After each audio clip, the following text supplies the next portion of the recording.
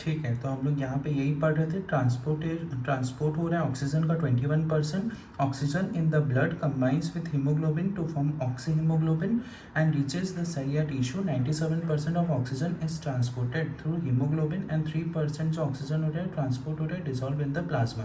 देखो ये जो सब चीज़ है ना, ये इन डेप्थ चीज़ है, इसको आप सिर्फ रीड आउट कर लो, आपको ऐसा नहीं है कि इस चीज़ को आपको याद रखना है। अब जैसे ट्रांसपोर्ट ऑफ कार्बन डाइऑक्साइड 4% हो रहा है, तो 70% ट्रांसपोर्ट हो रहा है as bicarbonate ions HCO3 form हो रहा है। यहाँ पे क्या है, व्हेन फॉर्म्ड कब फॉर्म हो रहा है, जब ऑक्सीडेशन ऑफ फूड स्टफ हो रहा है, मतलब न्यूट्रिएंट्स जब ब्रेक डाउन हो जा रहा है तब हो रहा है ये। 20 से 23% बाउंड टू हीमोग्लोबिन और कार्बो हीमोग्लोबिन यहाँ पे हो रहा है, बन रहा है। 7 to 10% is transported dissolve in blood plasma. ये जस्ट आपको पढ़ना है, याद कुछ नहीं रखना है। उसके बाद आता है इंटरनल रेस्पिरेशन, जो अपन यहाँ पे पढ़ रहे थे, ये वाला पार्ट, ठीक है। इंटरनल रेस्पिरेशन क्या है, व्हाट हैपन्स, ये कहाँ होता है, कहाँ पे होता है, इनसाइड अ सेल होता है। Also known as cellular respiration, इसको बोलते हैं। ऑक्सीडेशन ऑफ फूड स्टफ, यहाँ पे ऑक्सीडेशन होता है मतलब फूड जो होता है वो ब्रेक डाउन होता है सेल के अंदर, फर्स्ट चीज़। और सेकंड चीज़ होता है dissociation of haemoglobin, oxy haemoglobin. तो जो ऑक्सी हीमोग्लोबिन है इसका भी डिसोसिएशन होता है। डिसोसिएशन मतलब होता है ब्रेक डाउन हीमोग्लोबिन और ऑक्सीजन में, ठीक है। वही चीज़ यहाँ पे लिखा हुआ है कि this two condition occurs when in our cell haemoglobin जो होता है साथ ऑक्सीजन जाता है, ठीक है। उसके बाद आता है इंटरनल रेस्पिरेशन। इंटरनल रेस्पिरेशन के अंदर एक चीज़ और अपन पढ़ेंगे, वो है ये कितना एनर्जी फॉर्म करता है। तो 38 ATP फॉर्म करता है। कैसे करता है, इंटरनल रेस्पिरेशन को अपन 2 टाइप में डिवाइड कर सकते हैं, 2 पार्ट्स में, एनारोबिक रेस्पिरेशन और एरोबिक रेस्पिरेशन। एनारोबिक रेस्पिरेशन होता है एब्सेंस ऑफ ऑक्सीजन में, यहाँ पे ऑक्सीजन नहीं रहता है, उसको एनारोबिक रेस्पिरेशन बोलते हैं। एरोबिक हो गया जहाँ पे प्रेजेंस ऑफ ऑक्सीजन में जो काम हो रहा हो। It occurs in mitochondria, aerobic mitochondria में ऑकर होता है और इसको कर्ब साइकिल भी बोलते हैं। और एनर्जी जो रिलीज होता है वो 36 ATP होता है, बस इतना याद रखना है। एंड एरोबिक रेस्पिरेशन को अपन क्या बोलते हैं, EMP पाथवे भी बोलते हैं। EMP मतलब ये साइंटिस्ट के ऊपर नाम में दिया गया है, एम्बेडन मेयरहॉफ, और ये है पार्नेस। तो EMP पाथवे भी बोलते हैं एंड एरोबिक रेस्पिरेशन को। ये एब्सेंस ऑफ O2 में होता है। जैसे एग्जांपल हम एक आपको समझा दे रहे हैं, ह्यूमन में अगर यहाँ पे ऑक्सीजन नहीं रहेगा तो यहाँ लैक्टिक एसिड फॉर्म होगा। प्लांट में अगर ऑक्सीजन नहीं रहेगा तो इथाइल अल्कोहल प्रोड्यूस होगा, ठीक है। अब यहाँ पे वही इसका की स्टेप्स लिखा हुआ है, ये उतना इंपॉर्टेंट नहीं है और अपन पढ़ भी रखे हैं ये। Oxygenated blood reaches the tissue, glucose is oxidise with the help of oxygen. Mitochondria में, इन माइटोकॉन्ड्रिया ATP जो अपना unit to measure the energy है, इसको अपन ATP बोलते हैं। इसका फुल फॉर्म है एडिनोसाइन ट्राइफॉस्फेट। ये एक energy and carbon dioxide are produce, और carbon dioxide enters the blood and releases through the external respiration. तो ये सब ऐसा चीज़ है ना जो अपन पीछे पढ़ रखे हैं या हम आपको समझाएं या रिपीट हो रहा है, तो इसको वापस बोल के वीडियो लंबा नहीं करना। फिर main organ of respiratory system. अब यहाँ पे देखो अपन जो ये ऑर्गन्स पढ़ रहे थे ना, ये वाला, अब हम लोग इसके बारे में पढ़ेंगे। पहला आता है नोज़। नोज़ में क्या याद रखना है, ये फिल्टर करता है वार्म एंड मॉइस्चर एयर को, जो अपन हवा लेते हैं उसको ये फिल्टर करता है। सीलिया, इसमें क्या प्रेजेंट होता है, सीलिया प्रेजेंट होता है, म्यूकस प्रेजेंट होता है, वो ट्रैप करता है डस्ट एंड हार्मफुल पार्टिकल्स को। फेरिंग्स, फेरिंग्स क्या होता है, देखो हम आपको फोटो भी साथ में दिखाते हुए चल रहे हैं। अपन अभी क्या पढ़ लिए, नोज या फिर नेसल पैसेज पढ़ लिए, फिर आता है यहाँ पे फेरिंग्स। फेरिंग्स मतलब ये वाला पोर्शन। फेरिंग्स में क्या, इसका लेंथ कितना होता है, इसका लेंथ होता है 12 सेंटीमीटर। ये कॉमन पैसेज क्या है, common passage of respiratory and digestive system. ये कॉमन पैसेज है रेस्पिरेटरी एंड डाइजेस्टिव सिस्टम का, फेरिंग्स, ठीक है। और इसमें क्या ध्यान रखना है, इट हैड अ लिड। अच्छा, ये बहुत इंपॉर्टेंट चीज़ है, ध्यान रखना है। It had a lid, it has a lid. कौन सा, एपिलोगाइटिस बोलते हैं, एपिलोगाइटिस नहीं बोलते हैं, एपिलोग्लॉटिस बोलते हैं, एपिग्लॉटिस बोलते हैं। एपिग्लॉटिस यहाँ रहता है। एपिग्लॉटिस क्या होता है, ये वॉल्व के तरह होता है। मतलब आप समझो ये जो मेरे 2 हाथ है ना, एक ये विंड पाइप है और ये फूड पाइप है। तो एपिग्लॉटिस जो होता है ना वो इसके ऊपर होता है। हम कैसे बताएं आपको, मतलब इसके ऊपर यहाँ रहता है। तो जब अपन खाना खाते हैं तो वो वॉल्व खोल देता है, जब अपन हवा लेते हैं तो वो वॉल्व खोल देता है। तो इसका काम यही है, ठीक है।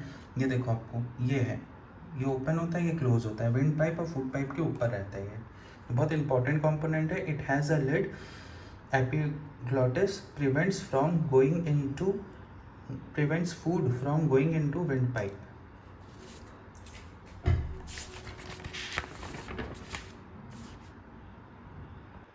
ठीक है, अब अपन पढ़ेंगे लैरिंग्स। तो लैरिंग्स क्या होता है? लैरिंग्स होता है वॉइस बॉक्स, यहीं से अपन का आवाज़ निकलता है। इसको एडम्स एप्पल भी बोलते हैं। प्रोड्यूस साउंड, लेंथ इसका 4 to 5 सेंटीमीटर होता है। फीमेल का जो होता है ये छोटा होता है वॉइस बॉक्स, इसीलिए उसका उनसे जो आवाज़ निकलता है वो हाई पिच का निकलता है। मेल का जो होता है बड़ा होता है, इसलिए उसका लो पिच का वॉइस निकलता है। It connects trachea and pharynx. अपन लैरिंग्स देख रहे हैं, लैरिंग्स आ गया भैया यहाँ पे। ये कनेक्ट करता है ट्रैकिया और फेरिंग्स को, ठीक है, वही यहाँ पे लिखा हुआ है, ट्रैकिया एंड फेरिंग्स को कनेक्ट करता है। फिर आता है ट्रैकिया। ट्रैकिया का जो लेंथ होता है, ट्रैकिया कौन सा है भैया? ये है भैया ट्रैकिया। ये जो सर्कुलर सी टाइप कार्टिलेज है ना, इसके अंदर होता है ट्रैकिया। तो ये ट्रैकिया का क्या काम है, क्या लेंथ है? ट्रैकिया को अपन बोलते हैं विंड पाइप, हवा आना जाना यही रास्ता से होता है। लेंथ 10 सेंटीमीटर, विथ 2 सेंटीमीटर होता है। मेन ट्यूब होता है, carries air to lungs. Its wall have C shaped ring. अब देखो यहाँ पे ध्यान रखना ये चीज़ कि ये सी शेप रिंग से कवर होता है कार्टिलेज। सी शेप रिंग कार्टिलेज होता है, वो प्रिवेंट करता है कोलैप्सिंग से। नहीं तो आप ऐसा होता, अगर ये नहीं होता ना तो हवा लेती नली फट गया, ऐसा अपन कभी नहीं सुनते। कोई सांस ले रहा है और सांस का नली फट गया है, क्योंकि ये सी टाइप कार्टिलेज इसको प्रोटेक्ट करता है, रिंग जैसा जो है। इसके बाद आते हैं अपन ये ट्रैकिया अपन पढ़ लिया। बातें अपन ब्रोंकाई। अच्छा, यहाँ पे एक चीज़ और है, द सीलिया प्रेजेंट इन द, इसमें भी एक सीलिया प्रेजेंट होता है।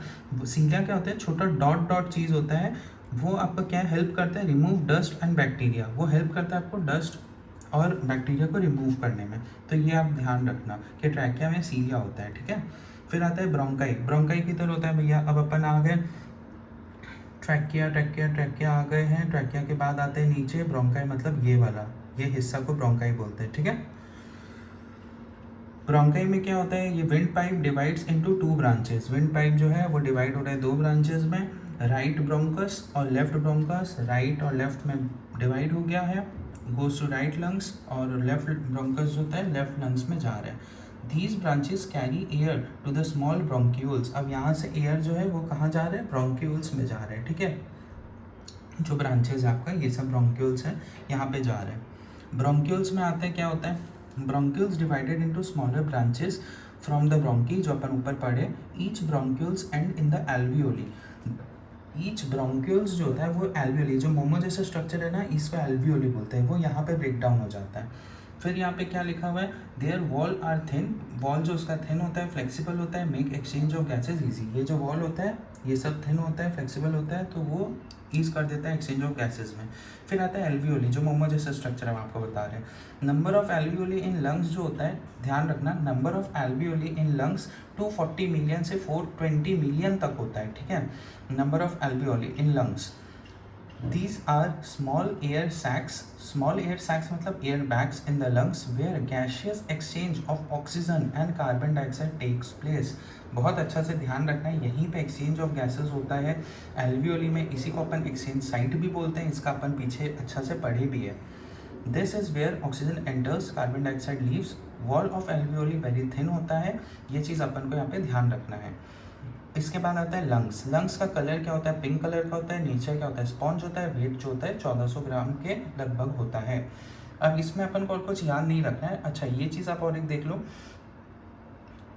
थोरियक कैविटी, हेलो। तो ये थोरेटिक कैविटी जो होता है कंटेन करता है pair of lungs. Each lungs is surrounded by the membrane of pleural membrane. बस आपको ये ध्यान रखना है कि ये थोरैकिक कैविटी यहाँ पे होता है, कहाँ पे? लंग्स में होता है, और सराउंड किससे करता है? मेम्ब्रेन, कौन सा? प्लूरल मेम्ब्रेन से, ठीक है। अब आते हैं द लंग्स क्या है? मेन रेस्पिरेटरी ऑर्गन है। राइट लंग जो है लार्जर, डिवाइडेड इनटू 3 लोब्स। देखो लंग्स है ना, साइज उसका डिफर करता है। राइट लंग जो होता है थोड़ा बड़ा होता है, लेफ्ट लंग जो होता है थोड़ा छोटा होता है। ऐसा लेफ्ट लंग छोटा क्यों होता है? क्योंकि जो हार्ट जो वो टिल्टेड टुवर्ड्स लेफ्ट लंग है, ठीक है। इसमें लोब भी जो होता है, लोब्स क्या होता है नहीं होता है, अपन आगे पढ़ेंगे।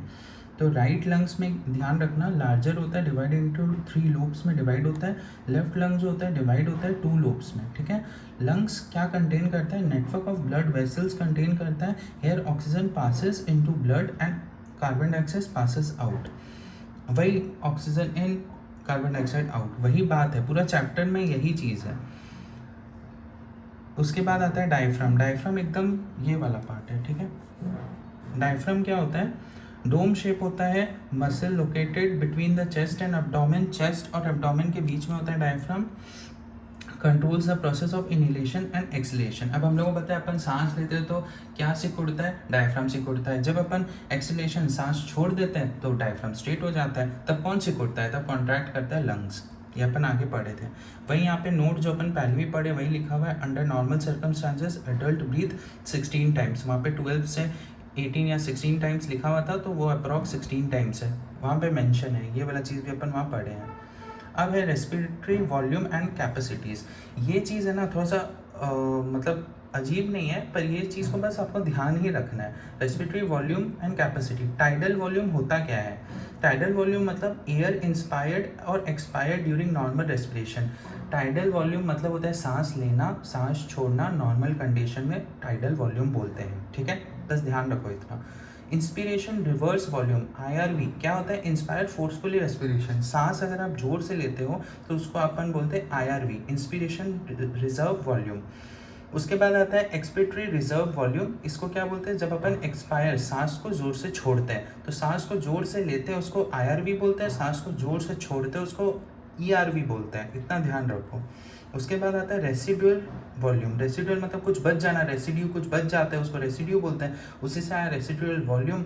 तो ये ऐसा वॉल्यूम ऑफ एयर है remains in the lungs even after the forceful aspiration, forceful respiration. Forceful अगर अपन रेस्पिरेशन कर रहे हैं उसके बाद भी कुछ वॉल्यूम बच जा रहा है हवा का, उसको अपन बोलते हैं रेसिडुअल वॉल्यूम।